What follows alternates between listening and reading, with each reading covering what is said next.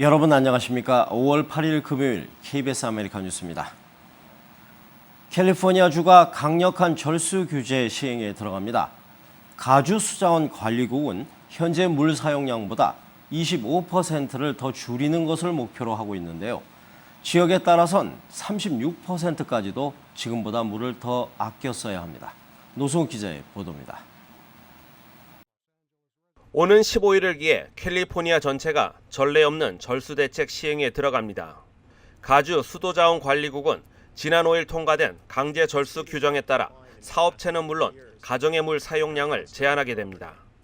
목표는 현재 물 사용량의 25%를 줄이는 것으로 지역에 따라 36%까지 감축 비율이 늘어나게 됩니다.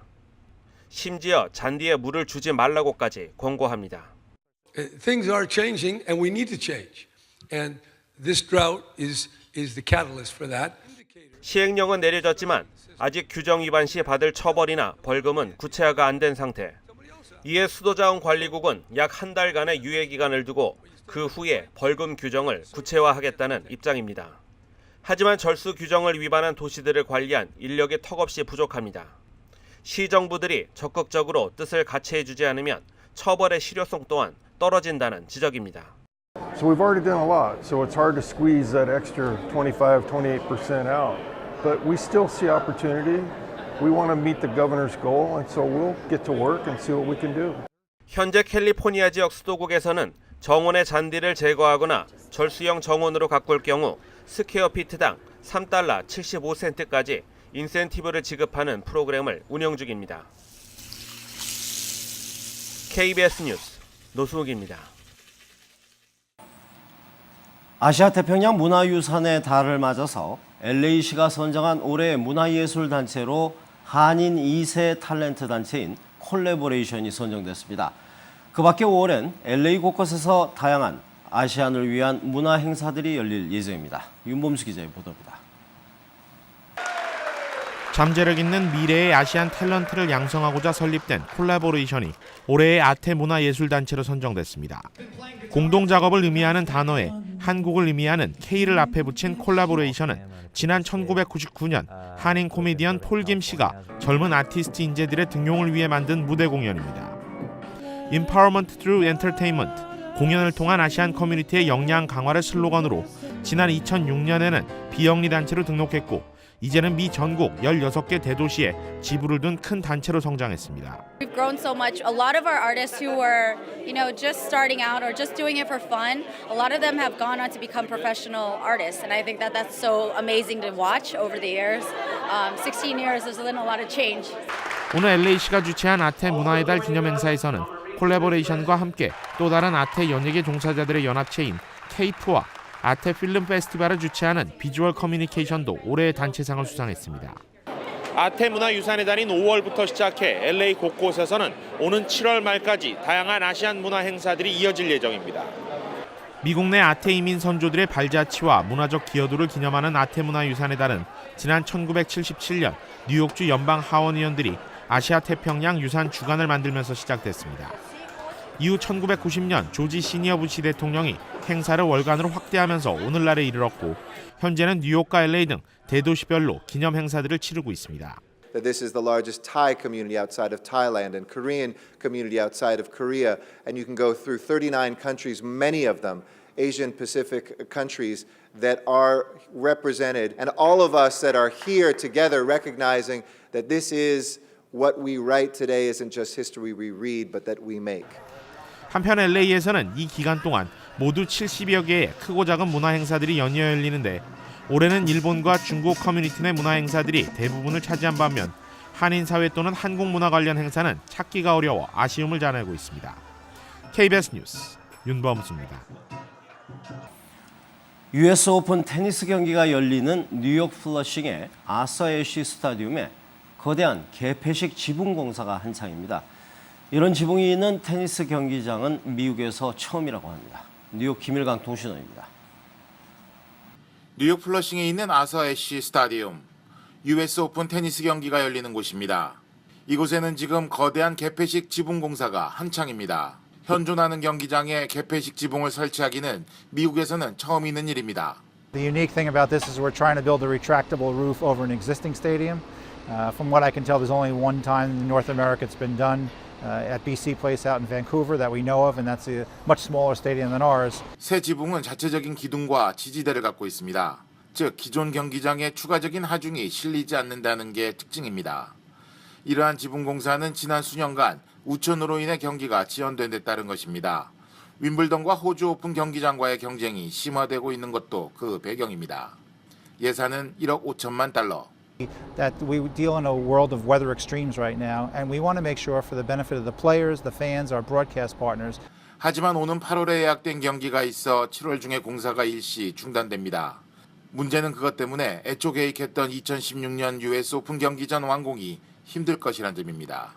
따라서 원래의 목적을 잃어버렸다는 비난도 일고 있습니다. 지금까지 뉴욕이었습니다. 오늘은 어버이날인데요. 어버이날을 맞아 미국에서 공부하던 유학생 딸이 위암 치료 중인 야구 팬 아버지를 위해서 한국에서 시구 기회를 선물해 그라운드를 훈훈하게 했습니다.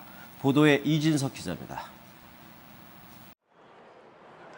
아버지가 공을 던지고 딸이 방망이를 휘두르며 시구 시타 연습에 한창입니다. 딸 김혜림 씨는 위암 치료 중인 아버지를 위해 넥센 구단에 사연을 보내 어버이날 시구자로 선정됐습니다. 마침내 떨리는 시구의 순간. 30년 야구 팬인 아버지 김승수 씨에겐 평생 잊지 못할 추억이 됐습니다. 무엇보다 오래 떨어져 있던 딸과 함께한 시간이 아버지에겐 최고의 선물입니다.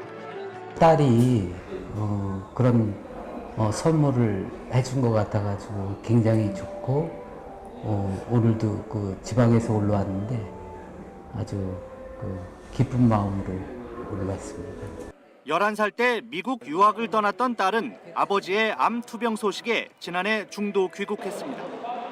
미국에서의 꿈을 포기하고 돌아왔지만 무려 15년 만에 내 가족이 모두 함께하는 특별한 어버이날을 보내게 됐습니다.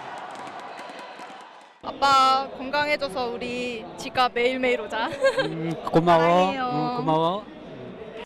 한편 국내의 한 골프업체 직원들은 서울에 혼자 사시는 어르신들에게 독특한 봉사활동을 펼쳤습니다.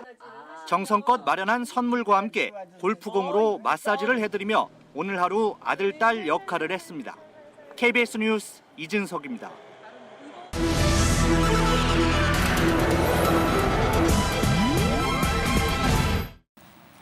조지아주 애틀란타에서 경비행기가 고속도로에 추락해 탑승객 4명 전원이 숨졌습니다. 정확한 사고 원인은 아직 밝혀지지 않고 있습니다. 이주환 특파원입니다. 고속도로가 화염과 연기에 휩싸였습니다. 도로 곳곳에는 산산조각난 경비행기 잔해가 흩어져 있습니다. 미 조지아주 애틀랜타의 한 공항을 출발한 경비행기가 채 2km도 날지 못하고 고속도로에 추락했습니다.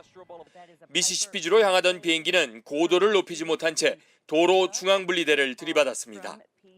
Right over top of me, I'm just sitting there. I'm like, wow, this plane is low. And as I'm looking at the plane is trying to pull up, and then all of a sudden, boom!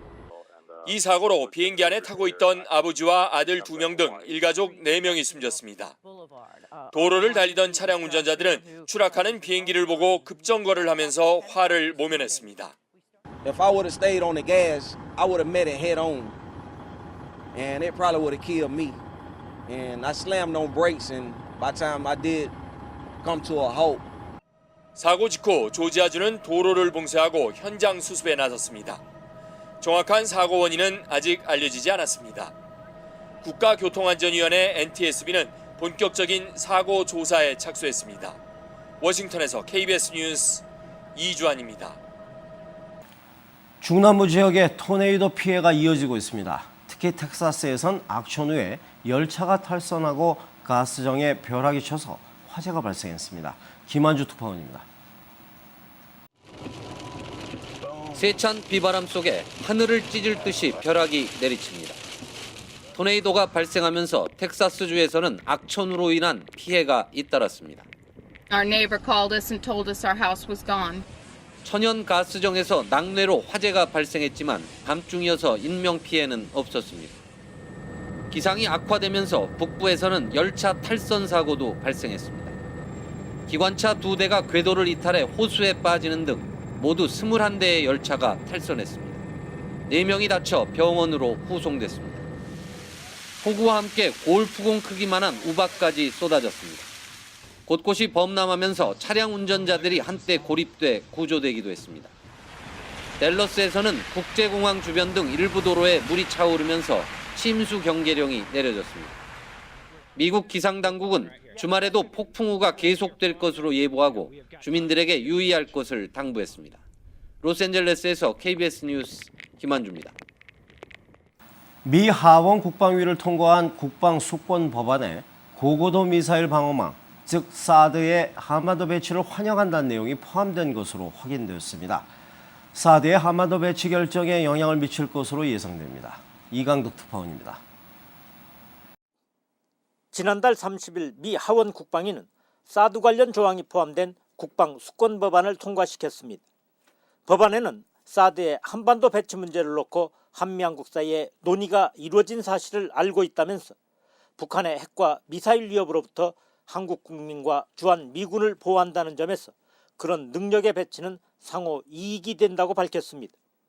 국방수권 법안은 사드 시스템이 배치되면 미사일 방어 시스템 사이에 상호 운용성이 높아질 것이라고 밝힌 스카파로티 주한 미군 사령관의 지난 3월 미 의회 발언도 상기시켰습니다. 국방수권 법안은 사드 배치 관련 결정은 한국 정부에 달렸다면서 배치 결정이 내려진다면 한미한국의 집단 안보 공약을 보여주는 것으로 국방위는 이를 환영할 것이라고 밝혔습니다. 국방수권 법안은 다음 달 미 하원 전체회의에 넘겨지며 상원에서는 별도 법안을 추진 중입니다. 미 하원 국방위가 사드 관련 조항을 미 국방수권 법안에도 포함시킴에 따라 향후 사드 배치 관련 결정에도 영향을 미칠 것으로 예상됩니다. 워싱턴에서 KBS 뉴스 이강덕입니다. 오늘 뉴욕 증시는 미국 고용지표의 영향으로 비교적 큰 폭으로 상승했습니다. 원달러 환율은 1,089원 70전입니다.